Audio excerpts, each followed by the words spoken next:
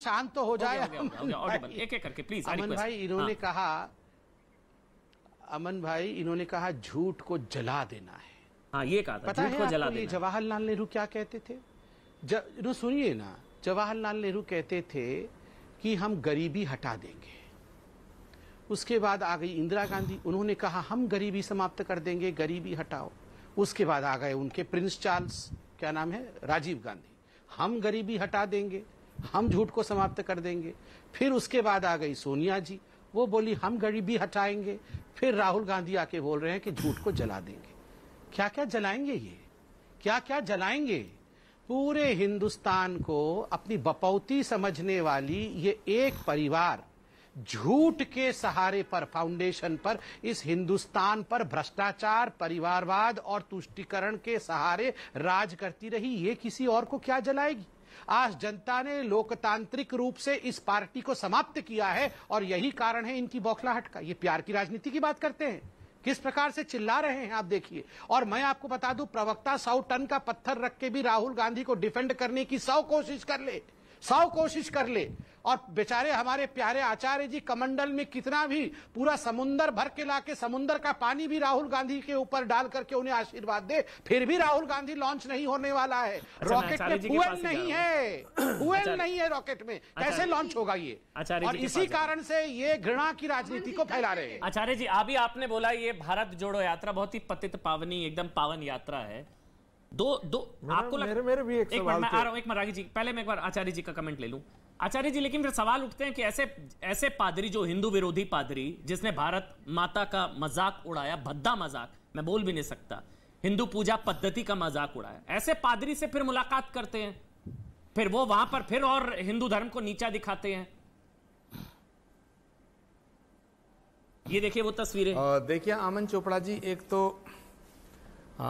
अमन चोपड़ा जी, एक तो संबित पात्रा जी आज बड़े दार्शनिक अंदाज में बोल रहे हैं। ये नया अवतार है उनका, मुझे बड़ा अच्छा लग रहा है और भगवान उन्हें इसी दार्शनिक अंदाज में उनको रखे, बहुत अच्छा लगा। दूसरी बात यह, लेकिन दार्शनिक होने के पश्चात भी उन्होंने देवी राधिका के बयान को तोड़ मरोड़ के पेश किया। उन्होंने ये नहीं कहा था जो झूठ बोले उसको जला दो, उन्होंने कहा था झूठ को जला के फेंक देना चाहिए। एनीवे, अब आपका सवाल है, बड़ा इंपॉर्टेंट सवाल है, जो पादरी साहब हैं उनसे मुलाकात का, पादरी साहब के बयान पर जो सवाल है, जो कन्वर्सेशन हुआ है उस पर सवाल है। मैं आपको छोड़िए ना, बुरा लगता है, साहब मत कहिए।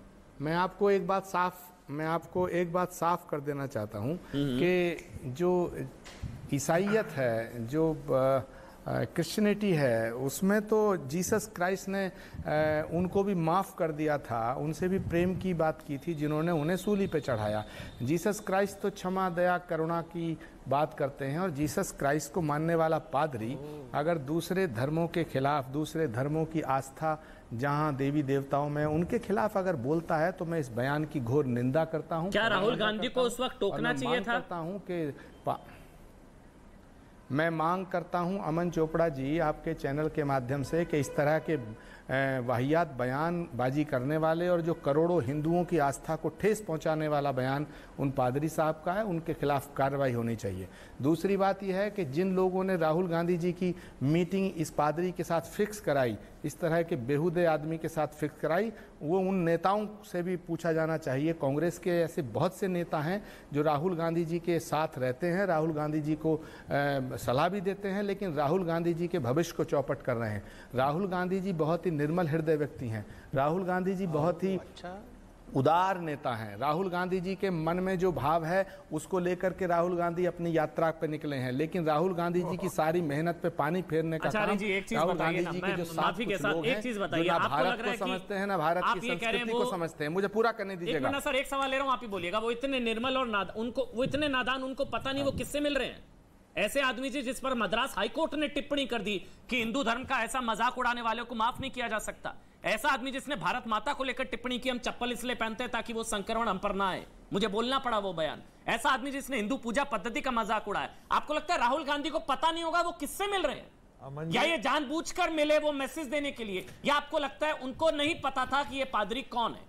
अमन जी जितने निर्मल, देखिए राहुल गांधी जी व्यक्तिगत दुश्मनी किसी से नहीं रखते हैं। राहुल गांधी जी का वैचारिक मतभेद प्रधानमंत्री नरेंद्र मोदी जी से जगजाहिर है, बीजेपी से जगजाहिर है, आरएसएस से जगजाहिर है, लेकिन फिर भी पार्लियामेंट के अंदर उन्होंने साफ कहा कि मैं मोदी जी के गले लगना चाहता हूं और मोदी जी के भी गले लगे। राहुल गांधी जी के भाव पर सवालिया निशान नहीं लगाया जाना चाहिए। फिर उनको पता नहीं होगा वो किससे मिल रहे हैं। अच्छे काम की तारीफ होनी चाहिए। लेकिन कांग्रेस पार्टी के अंदर, हमारी कांग्रेस पार्टी के अंदर ऐसे बहुत से लोग हैं जिनको प्रॉब्लम है और वो राहुल गांधी जी को गलत सलाह देते हैं। उसी का कारण है कि राहुल गांधी जी के नेतृत्व में जो परिणाम अच्छे आने चाहिए थे वो नहीं आए। उसी का कारण है कि कांग्रेस पार्टी आज कहां से कहां पहुंच गई है। कांग्रेस पार्टी को बर्बाद करने की सुपारी कुछ नेताओं ने ले रखी है जो राहुल गांधी जी के इर्द गिर्द हैं। मैं ये कहना चाहता हूं, इसमें राहुल गांधी जी का कोई दोष नहीं है। बस सर एक सवाल मेरा जवाब का मेरे सवाल का जवाब दे दीजिए आचार्य जी। एक मिनट में संगीत रागी जी, एक मिनट। क्या वाकई आपको लगता है राहुल गांधी को नहीं पता होगा कि वो किससे मिल रहे हैं? बस ये बता दीजिए, किस आदमी से मिल रहे हैं, वो किस पादरी से मिल रहे हैं, उन्हें नहीं पता होगा? देखिए राहुल गांधी जी इतने बड़े नेता हैं, हजारों की संख्या में लोग उनके साथ चल रहे हैं, पूरे देश की यात्रा का विजन लेके चल रहे हैं, अपने पावन मन से वो यात्रा कर रहे हैं। अब ये उनके दफ्तर का कांग्रेस पार्टी के उन नेताओं की जिम्मेदारी बनती है कि राहुल गांधी जी की सादगी से मिल रहे हैं, उसका बायोडाटा राहुल जी के सामने रखा जाए। अगर गलत आदमी से राहुल गांधी जी की मीटिंग उनको नहीं पता था वो किस पादरी से मिल रहे हैं, उनको पता नहीं था। ठीक है ना, आप हो गए। रागी जी आप बोलिए, फिर संबित और राधिका आ रहा हूं। बोलिए रागी जी। देखिए दो टिप्पणी मैं करना चाहता हूं। पहली बात ये ध्यान रखिए, ये कांग्रेस पार्टी आज के दिन में इंडियन नेशनल कांग्रेस से ज़्यादा इटालियन नेशनल कांग्रेस पार्टी बन गई है। स्वाभाविक है कि जो क्रिश्चियनिटी है, कैथोलिक क्रिश्चियनिटी है, इसको गाइड कहीं ना कहीं कर रहा है और बहुत ताकत दे रहा है। आपको याद है कि 2019 के चुनाव में आर्क बिशप ने, जो सीधे वेटिकन से अपॉइंट होता है भारत के अंदर, उसने कहा था कि कांग्रेस पार्टी को जिताने के लिए पूरी ताकत लगा दो और भारतीय जनता पार्टी को हराने के लिए रहा है। दूसरी बात, मुझे एक चीज़ बड़ा आज मज़ा आ रहा है, मुझे लगता है कि प्रमोद कृष्णन जी भी उतने ही भोले और नादान बच्चे की तरह बात करते हैं जिस प्रकार से राहुल गांधी नादानी और भोलेपन से पादरी से मिलने गए। अरे अरे अरे प्रमोद जी, वो केरला में है, वो क्रिश्चियनों के वोट को और रेडिकल इस्लामिस्ट लोगों की वोट के लिए कुछ भी कर रहे हैं, वही वो कर रहे हैं। और उनके सामने वो कह रहे हैं कि ईसाई असली भगवान निराकार शक्ति जैसा। देखिएगा उत्तर प्रदेश आएंगे तो वो जनेऊ भी ओढ़ लेंगे। नहीं सर, मेरे को बस ये था कि अगर चलिए उनको नहीं भी पता, लेकिन अगर उनके सामने मजाक उड़ाया जा रहा है, अच्छा तभी उन्होंने टोका नहीं। वो टोक सकते थे कि नहीं भाई ऐसा मत बोलिए, प्रमोद जी, तो प्लान था सब कुछ। अच्छा जल्दी से संबित के पास प्रमोद जी, मुझे ऐसा लगता है कि ऐसा काम शायद प्रियंका गांधी वाड्रा नहीं करती। आपकी राय में मैं जानना चाहता हूं। नहीं, वो तो वैसे कह रहे हैं कि प्रियंका को लीड करना चाहिए, प्रियंका वाड्रा को अध्यक्ष बना दीजिए, वो तो कह ही रहे हैं। मैं जानता हूं, एक मिनट में पहले संबित का कमेंट ले लूं, उसके बाद आचार्य जी। अमन जी मुझे 10 सेकंड दीजिएगा। अच्छा ले लीजिए 10 सेकंड और ले लीजिए। संबित आ रहा हूं, ले लीजिए 10 सेकंड। संगीत जी, हाँ, क्योंकि संगीत रागी जी ने मुझे 4-5 बार मेरी तरफ इशारा किया, उंगली उठाई, हंसे भी, मुस्कुराए भी, व्यंग भी किया, सब कुछ किया मेरी तरफ देख करके। तो संगीत रागी जी के सवाल का जवाब तो देना पड़ेगा। संगीत रागी जी, आपकी बात बिल्कुल ठीक है। तुलसीदास जी ने लिखा है, जाकी रही भावना जैसी, प्रभु मूरत देखी तिन तैसी। तो राहुल गांधी जी के पवित्र कार्य को भी आप गलत ढंग से ले रहे हैं, तो ये तो आपकी भावना और आपके ऊपर निर्भर करता है। जहां तक सवाल है कि आपने कहा प्रियंका जी की बात है, तो प्रत्येक व्यक्ति अलग अलग सोच, अलग अलग विचार रखता है, अलग अलग उसके काम करने का तरीका होता है। लेकिन आप ये बात अगर ये कहना चाहते हैं कि राहुल गांधी जी हिंसा के समर्थक हैं, तो मैं इस बात को मानने को तैयार नहीं। राहुल गांधी जी कुटिल हैं और श्रूड हैं और या कनिंग हैं, मैं इस बात को मानने को तैयार नहीं। राहुल गांधी निर्मल हृदय व्यक्ति हैं और इसीलिए तुलसीदास जी ने कहा है, निर्मल मन जन सो मोहि पावा, मोहि कपट छल छिद्र न भावा। राहुल गांधी जी को जो लोग सलाह देते हैं, राहुल जी इतने भोले नहीं है भाई। अब मैं संबित के पास जा रहा हूं, किसी को नहीं भरोसा होगा आचार्य जी जो आप कह रहे हैं। उनको पता नहीं था, वो इतने पवित्र हैं, उनको पता नहीं किस पादरी से मिल रहे हैं। वो ऐसा पादरी जिसको लेकर मद्रास हाईकोर्ट ने टिप्पणी करी, आपके हिंदू धर्म को लेकर क्या कुछ कहा, उन्हें पता नहीं था। इतने भोले नहीं है सर। संबित अब आप बोलिए, इसके बाद राधिका जी मैं आपके पास आऊंगा। संबित। अरे ये तो आज कमाल हो गया, राहुल गांधी के लिए तुलसीदास जी ने कहा है, ये तो मुझे पहली बार मालूम पड़ा। और देखिए आज यहाँ बहुत बड़ा खुलासा हुआ है। आज आचार्य जी कोई छोटे नेता नहीं है, आचार्य वर भी हैं और कांग्रेस के भी आचार्य हैं। इन्होंने कहा कि राहुल गांधी के इर्द गिर्द जो है सुपारी लेने वाले लोग हैं, जिन्होंने राहुल गांधी से सब करवाया है। तो आप बताइए, इन्फिल्ट्रेशन मतलब राहुल गांधी के दुर्ग में इन्फिल्ट्रेशन हो गया है और ये चले हैं लड़ने के लिए हमसे। अरे पहले तो इनको निकालो जो सुपारी लेके बैठे हैं, बाद में हमारी चर्चा करना, नंबर 1। नंबर 2, ये तो कैसे हो, देखिए पादरी जी ने बोला कि शक्ति तो ऐसी है, शक्ति तो कोई भगवान नहीं है। उस समय तो किसी ने जीभ नहीं पकड़ा हुआ था राहुल गांधी का। अरे अगर अमन भाई आप होते, अगर राठी जी होते, मैं होता, और मुझे तो लगता है कि शायद अगर राधिका जी भी होती, शायद मगर, और आचार्य जी तो जरूर अगर वहां होते तो तुरंत उठ खड़े होते और बोलते नहीं नहीं आप ऐसा अपमान नहीं कर सकते हैं, भगवती माँ का ऐसा अपमान नहीं कर सकते हैं, शक्ति के ऐसे अपमान नहीं कर सकते। मुझे लगता है शायद राधिका भी इसका अपोज करती। अब मुझे पता नहीं राधिका शक्ति में मानती है या नहीं मानती है, ये मुझे नहीं पता, ये उनका व्यक्तिगत विषय है, वो किसी को भी माने, मैं सम्मान करता हूं। मगर मुझे लगता है कि रागी भाई तो खड़े हो जाते कि नहीं भैया मैं तो नहीं सुनूंगा शक्ति के विरोध में ऐसा, और अमन भाई आप तो 100% खड़े होते और कहते हैं हिंदुस्तान में आप भगवती दुर्गा मां के खिलाफ ऐसे कहोगे, और आचार्य जी तो बिल्कुल क्रोधित हो जाते और श्रापित भी कर सकते थे। मगर आप पूछिए राधिका जी से, वो अपोज करती क्या? राहुल गांधी ने अपोज ही नहीं किया। क्यों नहीं अपोज किया? क्या वो सुपारी लेने वाले लोगों ने राहुल गांधी जी के चेहरे पर अपना हाथ रखा था, मुंह बंद कर दिया था कि नहीं अपोज करना है?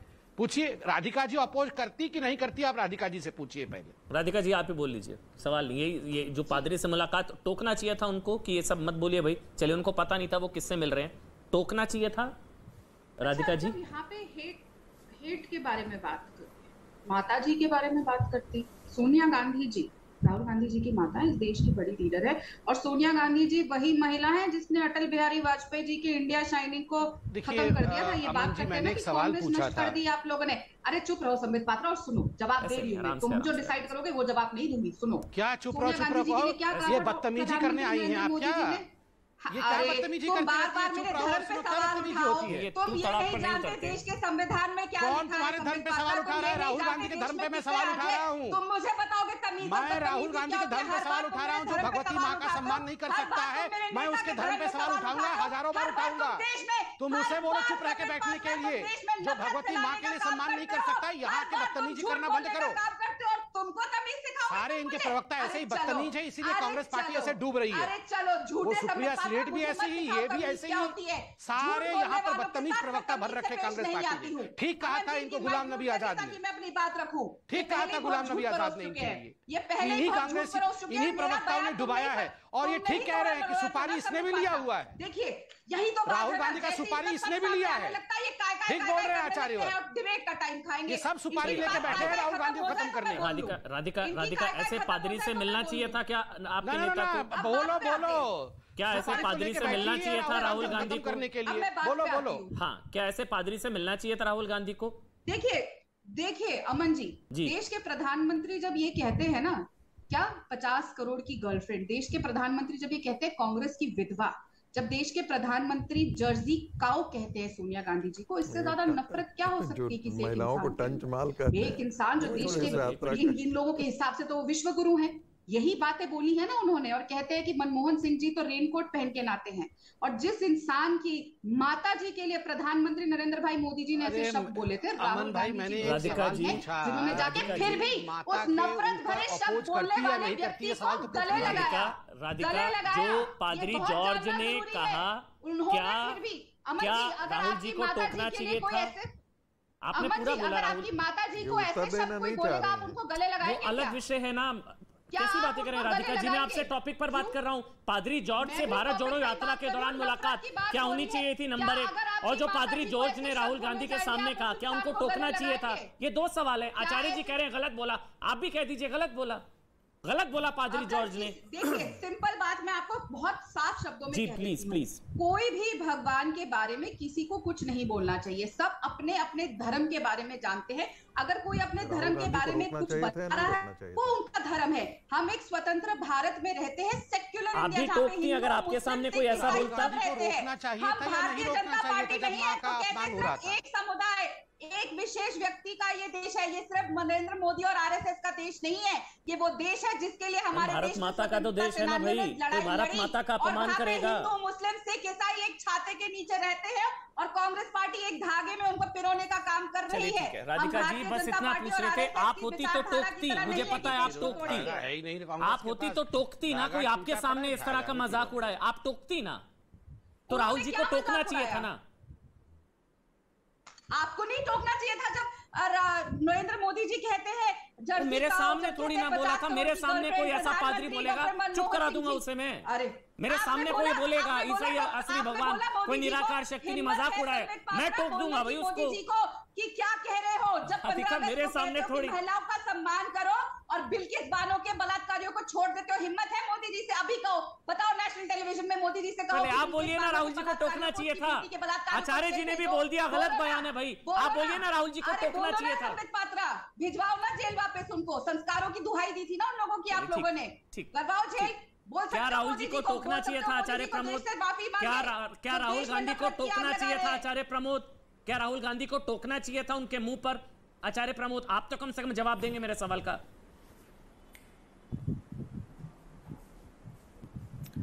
देखिए कांग्रेस की जो प्रवक्ता हैं वो जो बात कर रही हैं राधिका जी, एक तो आप उनकी भावनाओं को समझने से पहले ही उनका विरोध करना शुरू कर देते हैं, उनके वक्तव्य को पूरा नहीं होने देते हैं। राधिका जी का सम्मान करना चाहिए। राधिका जी बहुत ही पवित्र भाव से बात जवाब देना चाहती हैं, लेकिन आप जवाब नहीं देना चाहते। अमन जी मुझे शिकायत है आपसे। दूसरी बात आपने कहा कि साहब वो